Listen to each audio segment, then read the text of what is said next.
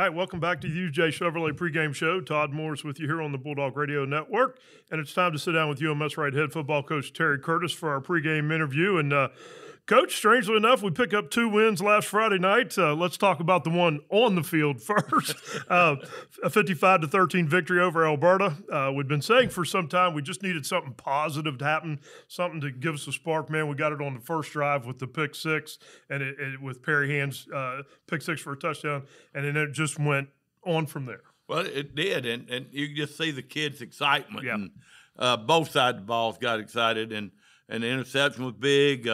We had found out right before the game, talking to the coach, that he had lost his center last week on Tuesday, I think, to a knee injury. So, the center had a little trouble at times.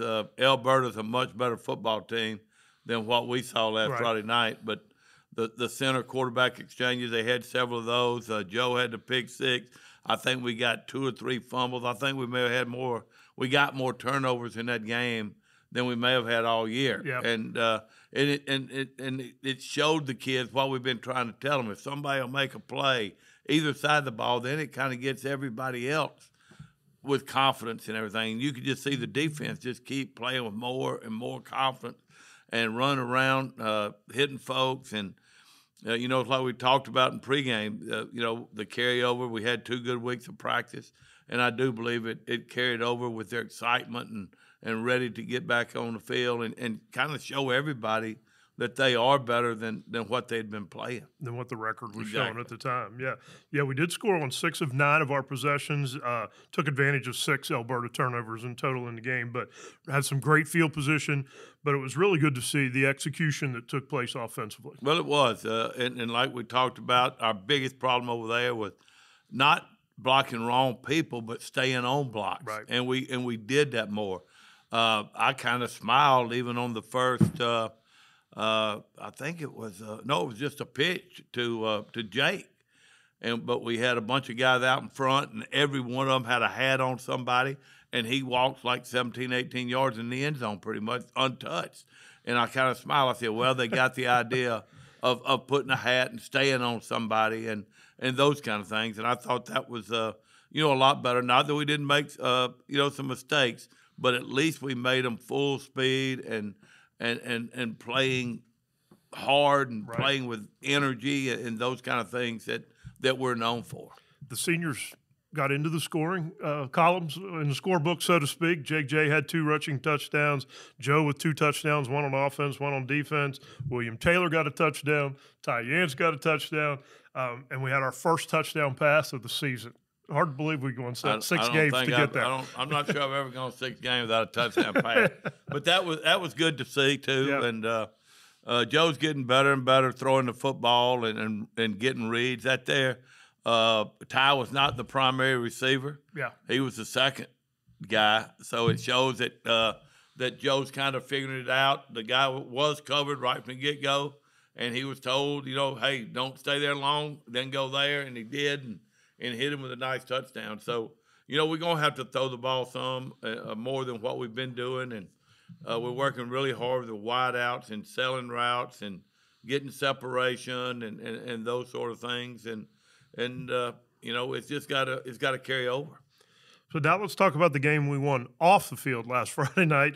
Viger ended up having to forfeit their Week 5 victory for an ineligible player. Of course, everyone thinks we turned them in. That's not the case. Tell us what you know about the situation. Well, I don't really know what happened. I got a email Friday afternoon right before pregame that the state had handed down a fine and they had to forfeit to us. And they had the kid's name on there that was ineligible and all. And so I got the coaches go throw it up, and the guy did play in the game. He didn't play much, played right at the end of the game, 3 or 4 plays or whatever. I still don't really know what the details were, why he was ineligible, or who turned him in. But I can promise you I'm not going to turn anybody in after they beat us like Viger did. So, somebody, I guess, had some information or whatever, but you've got to follow the rules. You've got to check on those guys, especially when somebody new kind of moves in. And I don't know. They may have checked it, may not have checked it at all, but it fell through the cracks there somewhere, and that's just kind of the way it's set up. And I'm really surprised he didn't play. If he was there all year, that he had not played in more games. And then they go and lose to Faith after being up 13-0. It beat 21-13. Kind of surprising. I'm not sure if that affected them or not, but now here we are, second in the region. Well, and we not that we were out of it, but it does help a lot, and we got to keep continuing to do that. And BC Rain may be as good as anybody else we're going to play in the region. And that's what I was getting ready to say. The Red Raiders come to Cooper Stadium tonight, 4-2 on the season. They're tied with us. They're one game behind us in the region now with only 2 losses. And I thought they beat a really good Citronelle team last week, 47-14. And they are a good team. And, Poochie, well, I call him Poochie. His name is Lawrence Yelding. Does a great job. He coached with Savarese. He coached with Glenn Vickery. And, he's taken his lumps with these guys for 3 years since they were ninth graders, really. Yeah. His son's been playing. The Dowdland kid, the running back's been playing, and a bunch of those other kids. And, now they're seniors, and they're playing like seniors. And his son is smart, makes good reads. Even when he's scrambling, he's still looking down the field to throw the football, and that scares you to death. A lot of quarterbacks, once they get out of pressure, they put it on their arm, but he don't do that. He's still looking to throw the ball. The running back is dynamic, and they playing hard. Yep. And we've got to match that kind of intensity because they're really a formidable opponent. Got a lot of athletes, can run. And the things that give us trouble, they've got it. And it's homecoming. The game is kind of an afterthought with all we got going on. Yeah. When I was coming over here, Molly said, "Hey, when you get back, I got a lot to tell you." I said, "Oh, thanks." And I'm sure it all has to do with homecoming and not very much about the game. All right, Coach, thanks for joining us on the UJ Chevrolet pregame show tonight. We always enjoy sitting down and talking with you each and everywhere. Good luck tonight, and let's keep this momentum going. Well, I hope so, Todd. And, I don't hope so. I think it will.